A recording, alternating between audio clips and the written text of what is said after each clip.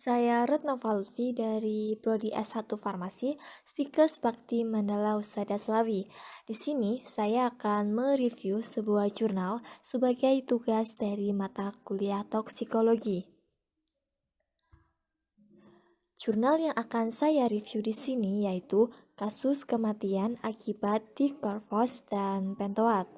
Nah, di sini saya sudah meringkas jurnal yang akan saya review supaya teman-teman lebih mudah untuk memahami. Sebelum membahas tentang kasus kematian, kita harus tahu dulu nih, apa sih itu toksikologi? Nah, jadi teman-teman, toksikologi itu ilmu yang mempelajari tentang sifat-sifat racun zat kimia terhadap makhluk hidup dan lingkungan. Nah, toksikologi ini ada kaitannya antara takaran dan respon tubuh terhadap zat yang masuk ke dalam tubuh. Jadi sebenarnya perbedaan antara obat dan racun itu hanya pada takaran. Apabila zat kimia dikonsumsi sesuai takaran akan bermanfaat. Nah, sebaliknya jika teman-teman mengonsumsi zat kimia melebihi takaran akan menimbulkan efek racun.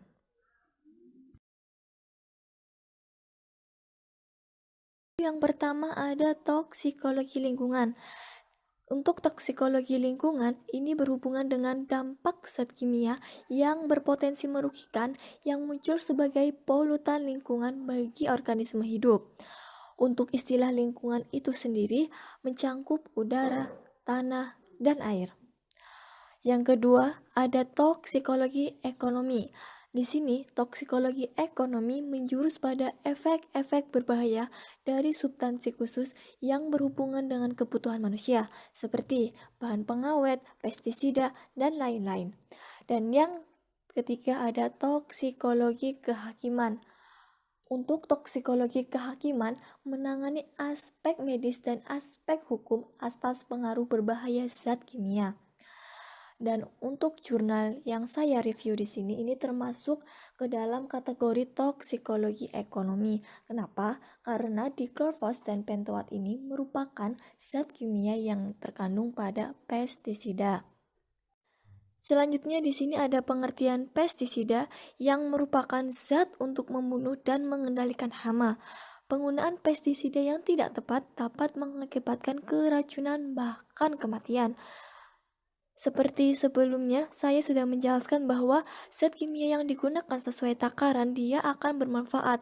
Namun sebaliknya, apabila digunakan melebihi takaran, maka dia akan menjadi sesuatu yang merugikan, yang bersifat racun.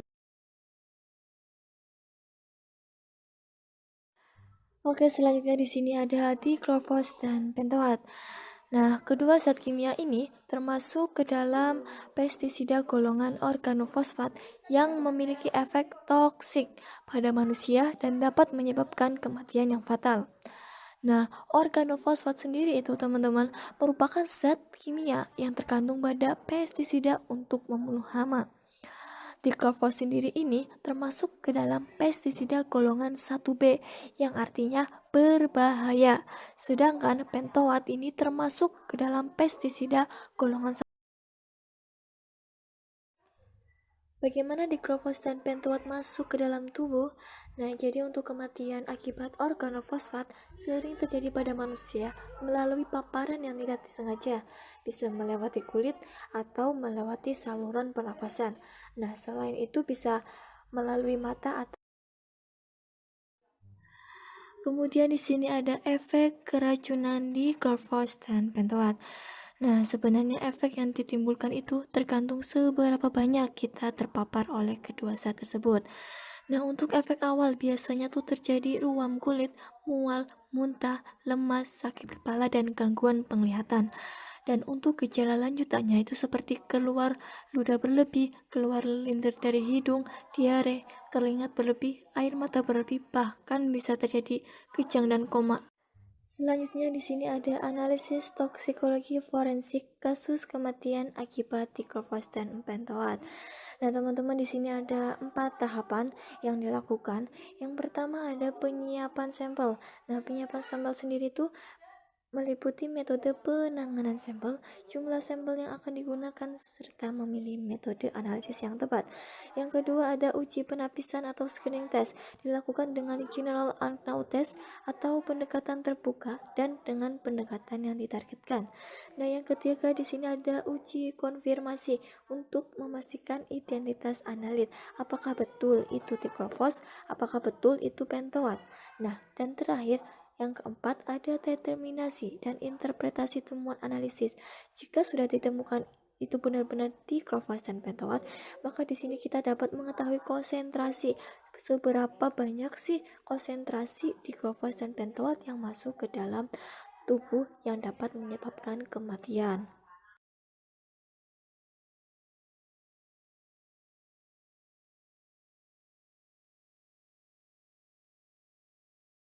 Nah, untuk kasus kematian akibat dikrovos dan pentoat, sesuai jurnal yang saya review, di sini ada seorang pria asal Tokyo.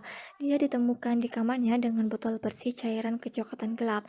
Nah, kemudian pria ini diotopsi teman-teman setelah 17 jam kematian. Dan hasilnya memang betul setelah dilakukan pengujian analisis toksikologi forensik menunjukkan adanya dikrovos dan pentoat.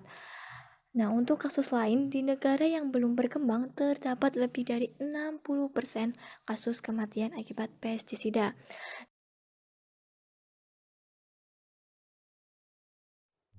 Nah, sekian dulu ya teman-teman untuk review jurnal kali ini. Nah, semoga dengan review jurnal kali ini dapat bermanfaat bagi teman-teman yang udah nonton video ini. Dan jangan lupa yang udah nonton, klik tombol like, karena like dari kalian sangat-sangat